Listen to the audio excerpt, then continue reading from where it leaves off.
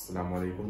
আজকে আমরা শুরু করব ইকোনমিক্স ফার্স্টার চ্যাপ্টার 2 এর পার্ট 5 ভিডিও, যেখানে আমরা আজকে দেখব হচ্ছে ঢাল সম্পর্কে দেখব, দেখব চাহিদা সমীকরণ, তার একটা উদাহরণ দেখব, তারপর দেখব চাহিদা সমীকরণ কিভাবে তৈরি করা হয়, সমীকরণের ঢাল নির্ণয়, এসব কিছু যাবতীয় দেখব। ঠিক আছে, চলো ক্লাসে শুরু করা যাক। ঢাল মানে হচ্ছে অর্থনৈতিক ভাষায় ঢাল মানে হচ্ছে সাধারণত কোনো অপেক্ষকের স্বাধীন চলকের পরিবর্তনের ফলে, মানে কোনো অপেক্ষকের যে সেরা চাহিদা অপেক্ষক হোক বা যোগান অপেক্ষক হোক, তো ওইটার তোমার স্বাধীন চলকের ওই অপেক্ষকের কি কি থাকতে পারে, একটা চাহিদা অপেক্ষকের কি কি থাকতে পারে, পি থাকতে পারে, টি থাকতে পারে, আর থাকতে পারে ইত্যাদি। তো যে কোনো একটা স্বাধীন চলকের পরিবর্তনের ফলে অধীন চলকের যে পরিবর্তন হয়, মানে স্বাধীন চলকের একটু পরিবর্তন হলে অধীন চলকের মধ্যে যে পরিবর্তনটা হয় তার অনুপাতকে ঢাল বলে। তাহলে কি কি থাকবে আমাদের ঢালের মধ্যে? স্বাধীন চলক থাকবে, অধীন চলক থাকবে। আমরা একটা জিনিস পেয়ে গেলাম। এখন দেখবো, মনে করি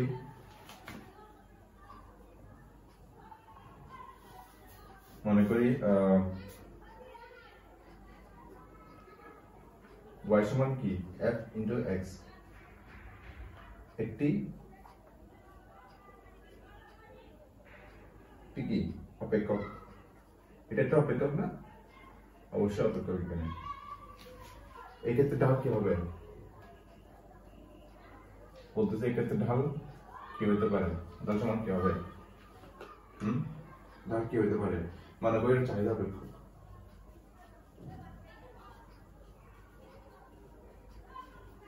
চাহিদার ক্ষেত্রে কি হয়? ডিমান্ড মানে ডিমান্ড। এখন আমাকে বলতে হবে এখানে স্বাধীন চলক কোনটা, অধীন চলক কোনটা। স্বাধীন চলক কোনটা, অধীন চলক কোনটা? এ দেখো, স্বাধীন চলক হচ্ছে এটা আর অধীন চলক হচ্ছে এটা। কেন? এটা পরিবর্তন হলে কি এটা যদি পরিবর্তন হবে, ঠিক না? এটা যদি স্থির থাকে এটাও স্থির থাকবে না, এটা পরিবর্তন হলে এটা পরিবর্তন হবে। তার মানে কি এটা স্বাধীন চলক, এটা কি চলক, এটা অধীন চলক। তার আমরা লিখতে পারি, আমরা ঢালের সূত্র লিখবো অধীন চলকের পরিবর্তন। প্রথমে অধীন চলকের পরিবর্তন লিখে ফেলবো, এখানে ডি দিব কারণ ডিমান্ডের অপেক্ষক, মানে চাহিদার অপেক্ষক, আর ওয়াই দিব।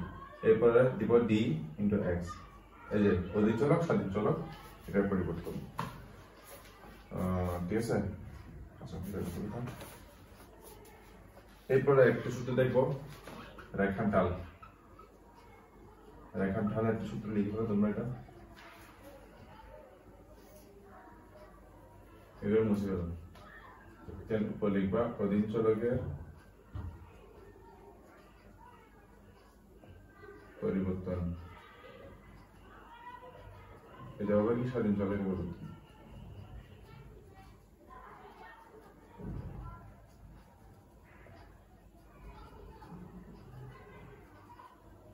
ঠিক আছে, এটা গেল এতটুকু, এটা হবে শেষ। এখন দেখবো সমীকরণ,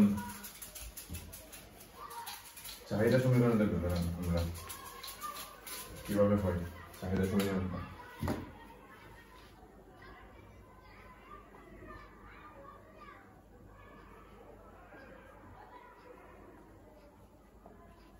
চাহিদা সমীকরণ বলতেছে, আমি তোমরা লেখো,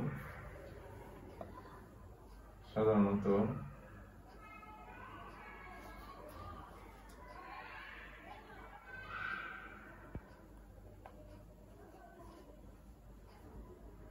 দ্রব্যের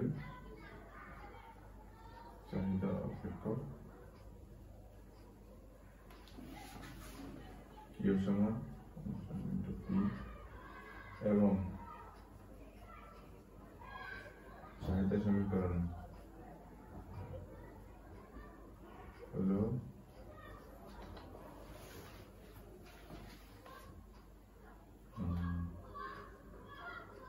কিউডি, কোয়ান্টিটি অফ ডিমান্ড।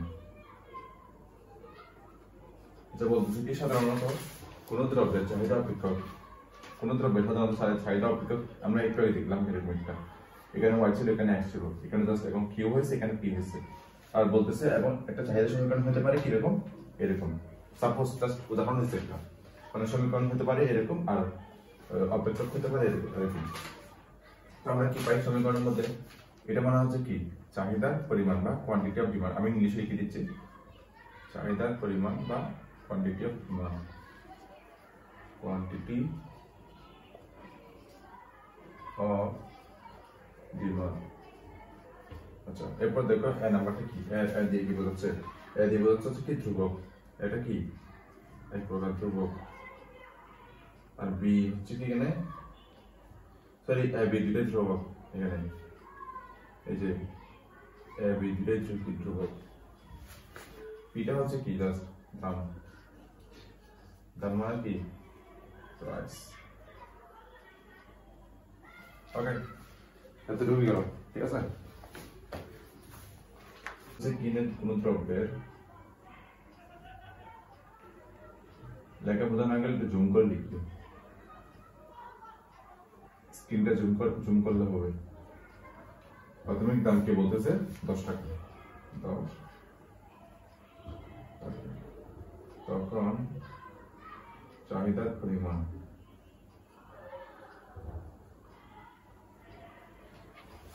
একক, কত একক? একক। এরপরে বলতেছে কি দাম হ্রাস পেয়ে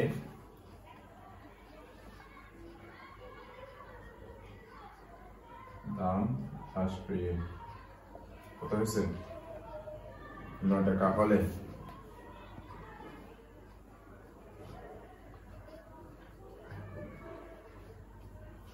চাহিদা হয় কত একক? 120 একক, ঠিক আছে। তাহলে চাহিদা সমীকরণ কি হবে?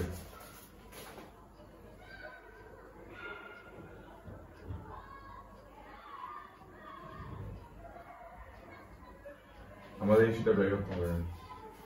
এই জন্য আমরা ফার্স্টে কি বের করবো, কিছু জিনিস বের করবো। সেটা হচ্ছে কি আমরা কি বের করে ফেলি দিকে একটা কোনায়, ঠিক আছে।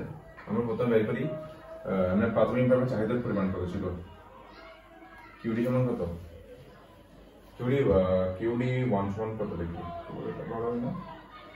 আচ্ছা, এখানে কিউডি মানে হচ্ছে কি, এটা লিখতে হবে না, আশা করি লিখতে হবে না। চাহিদার পরিমাণ, কিউডি মানে কি চাহিদার পরিমাণ। এরপরে কিউ1 বের করতে হয়। কিউ1 মানে হচ্ছে কি প্রাথমিক চাহিদা। কি বলতেছি আমি, তোমরা লিখি, আমি লিখেছি এটা প্রাথমিক চাহিদা। প্রাথমিক চাহিদা কত? দাম যখন 10 টাকা তখন চাহিদার পরিমাণ 100 একক, 100 কত? 100। এবার বলছে কিউ2, তাহলে কিউ2 মানে হচ্ছে কি পরিবর্তিত চাহিদা, পরিবর্তন হয়ে যে চাহিদাটা হয়েছে 120 একক, 20 একক বেড়ে গেছে না, ঠিক আছে। এটা হচ্ছে কি পরিবর্তিত চাহিদা বা কিউ2। এবার বলতেছে কি P1, P1 মানে কি প্রাথমিক দাম, প্রাথমিক দাম কত? 10। আর পরিবর্তিত P2 কত? এই যে 9, 1 টাকা কমে গেছে না, 9। এটা জাস্ট আমরা এক পাশে লিখছি, এখন এটা উপরটা মুছে দিই। এখন সমীকরণ বের করব আমরা, ঠিক আছে। তো মুছে দিই।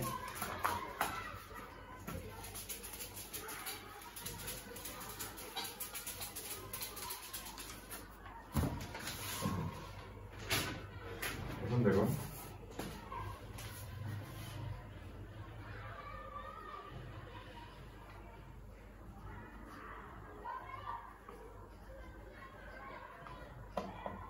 চাহিদা সমীকরণ এখন বের করবো আমরা।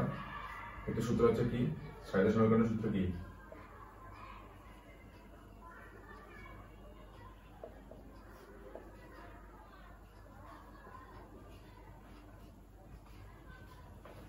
ঠিক আছে, এটা হচ্ছে চাহিদা সমীকরণের সূত্র বা মান বসে আমরা, ঠিক আছে। কিউর মান পাইছি নাই, কিউ1 এর মান কত? 100, কিউ1 100, কিউ2 120, পি মান আছে নাই, P1 10, P1 10, P2 9 সমান বা কিউডি মাইনাস 20 হবে, সেম হবে উপরে, এটা কত? 1, ঠিক আছে। এরপর দেখো এখন 8 গুণন করবো, কিউডি 100 8 গুণন, এটার সাথে এটা, এটার সাথে এটা, ইয়া হবে কি মাইনাস 20p প্লাস 20 200 সরি ঠিক আছে এতটুকু বুঝা গেছে এখন তাহলে কিউডি কি হবে সমান এটা পাশে নিয়ে আসি 200 minus 100 সমান কিউডি minus 20 এটা এখন সবগুলো গণনা করো কত হয় এটা পি না 20p হবে সরি খেয়াল করিনি তাহলে 2 থেকে 100 গেলে 100 তাহলে 100 minus 20 এটা হচ্ছে কি নির্ণয় সমীকরণ এটা হচ্ছে কি আমাদের নির্ণয় ও এটা বলেছে মনে শিট ম্যান বারবার ভুলটা করতেছি আমি সরি 300 তাহলে নির্ণয় সমীকরণ কি কিউডি সমান 300 minus 20 পি এটা একটি সমীকরণ এটা একটি চাহিদা সমীকরণ বুঝা গেছে এতটুকু আশা করি বুঝতে পারবেন এই যে কোডিং টপিক আছে পরবর্তীতে সমীকরণ ঢাল এটা কি জিনিস যদি কিউ সমান a minus bp হয়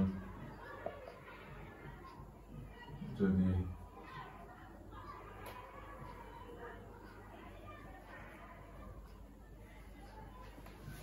এক্ষেত্রে ঢাল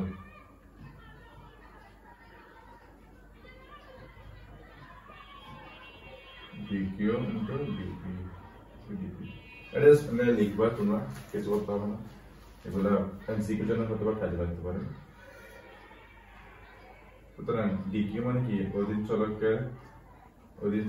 কি আমি একটু আগে বুঝলাম তোমাদেরকে অধীন চলক কোনটা কিউ মানে কোয়ান্টিটি হচ্ছে কি অধীন চলক কারণ তোমার দাম যদি হ্রাস না পায় বা বৃদ্ধি না পায় তাহলে চাহিদা কি কোনো পরিবর্তন হবে না কারণ দামের সাথে চাহিদা সম্পর্ক বেশি দাম চাহিদা কার উপর নির্ভরশীল দামের উপর এটা হচ্ছে নিচে কি স্বাধীন চলক নাকি পি এ পরিমাণ নাকি পরিবর্তন তাহলে আজকে এতটুকুই আমি আর আগাবো না নেক্সট ক্লাস ইনশাআল্লাহ দেখা হবে তোমাদের সাথে ততক্ষণ সুস্থ থেকো ভালো থেকো আর পড়াগুলো কি বারবার রিভাইজ দাও যেগুলা তোমরা যদি এর আগে টপিকগুলো বা আজকে নতুন হয়ে থাকলে আমার চ্যানেলে তোমরা আগে প্লে লিস্ট ঢুকে ক্লাসগুলো দেখে নিবা আমি অনেক ক্লাস নিয়ে গেছি আরো ফার্স্ট চ্যাপ্টার শেষ এখন সেকেন্ড চ্যাপ্টারের শেষ দিকে প্রায় 5টা ক্লাস চলে গেছে আজকে 5 নাম্বার ক্লাস আমরা নেক্সট ক্লাসে দেখা হবে ইনশাআল্লাহ ততক্ষণ ভালো থেকো সুস্থ থেকো আসসালামু আলাইকুম